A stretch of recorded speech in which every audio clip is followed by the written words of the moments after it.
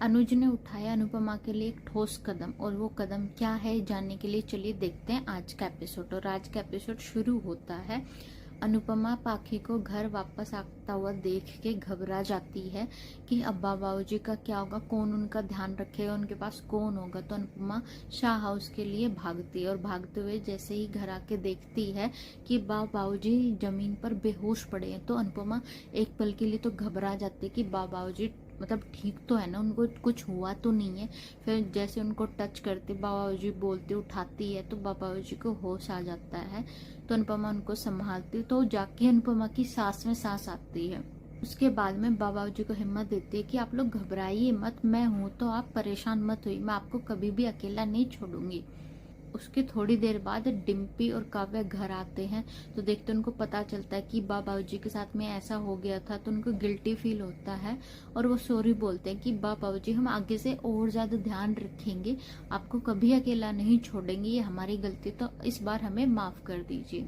उसके बाद में अनुपमा अपनी दूसरी जिम्मेदारी उठाने के लिए पहुंचते कपाड़िया हाउस और आते ही देखते अपनी बीमार छोटी अनु को और संभालती है कि ताकि उसको बुरा ना लगे कि वो उसको बीमार हालत में छोड़ के चली गई। तो उसका मन बहलाती है, उससे बात करती है, उसके साथ में टाइम बिताती है।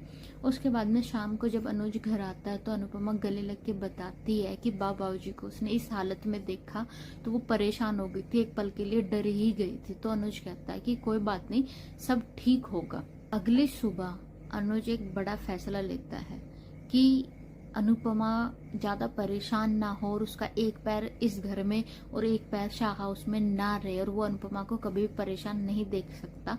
तो एक बड़ा फैसला लेता है और वो फैसला ये है कि वो बाबूजी को घर ले आता है। और जैसे ही बाबूजी घर आते हैं अनुपमा बाबूजी को देख के खुश हो जाती है और अनुज को कहते कि थैंक यू, आप बाबूजी को घर पे लेके आए, इस बारे में सोचा। तो अनुज कहता है कि ये मेरे भी माँ बाबूजी है, तो मैं इनका पूरा ध्यान रखूंगा और मैं तुम्हें परेशान कैसे देख सकता हूँ, तुम कभी यहाँ घर पे सबको संभाल रही, कभी वहां संभाल रही, तो ये सब कुछ मैंने तुम्हारे लिए किया। और बाबूजी को देख के मालती देवी जल भुन के राख हो जाते कि अब तक तो वो अनुपमा को झेल रही थी, अब उसके घर वालों को भी झेलना पड़ेगा। तो मालती देवी अंदर अंदर जल भुन के राख होती रहती है। उसके बाद अनुज बाबूजी को कहता है कि आप बेफिक्र होकर इस घर में रहिए, अब ये घर आपके बेटे का है, हम आपका पूरा ध्यान रखेंगे और आप किसी चीज की भी टेंशन मत लेना, आपको जो चाहिए हो आपको यहाँ सब कुछ मिलेगा। अब आप अपने ही बेटे के घर में हो तो कोई फॉर्मेलिटी मत सोचना कि हाँ भाई हम इस घर में आए हैं तो हम कुछ नहीं कहेंगे, हमें जो चाहिए हम वो नहीं बोलेंगे। तो फिर बाबूजी नॉर्मल हो जाते हैं क्योंकि उनकी भी मजबूरी है, अब उनका बेटा भी नहीं है उस घर में, धीरे धीरे सब लोग चले गए हैं तो मेन जिम्मेदारी उठाने वाला कोई भी नहीं है।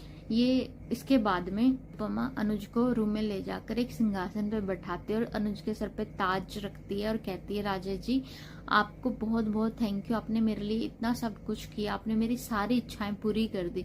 तो अनुज कहता है ये सब कुछ तो मैंने अपनी अनुपमा के लिए किया है, मैं राजा हूँ तो तुम मेरी रानी हो और रानी की सारी इच्छाएं पूरी करना राजा का फर्ज होता है। तो दोनों साथ में अच्छा टाइम बिताते और अनुपमा को खुश देख अनुज भी काफी ज्यादा खुश हो जाता है।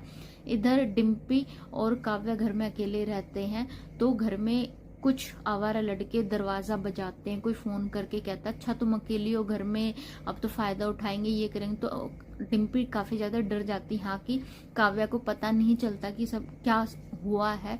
तो डिम्पी चाकू लेके एक अपने आप को हिम्मत बंधाते कि कुछ हुआ तो वो मतलब अपने आप को प्रोटेक्ट कर पाएगी, और बेचारी पूरी रात डर डर में ही निकाल देती है।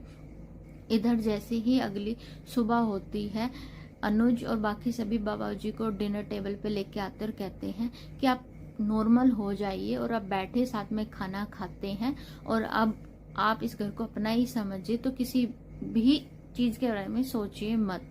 और यही आज का एपिसोड खत्म होता है। देखते कल के एपिसोड में डिम्पी पर कुछ आवारा लड़के करने वाले हमला, उसको अकेला देख, और ये कहाँ तक बात आगे जाने वाली है देखने के लिए अगर आपने मेरे चैनल को सब्सक्राइब नहीं किया है गाइस तो जल्दी से सब्सक्राइब कर लीजिए। Thank you, take care.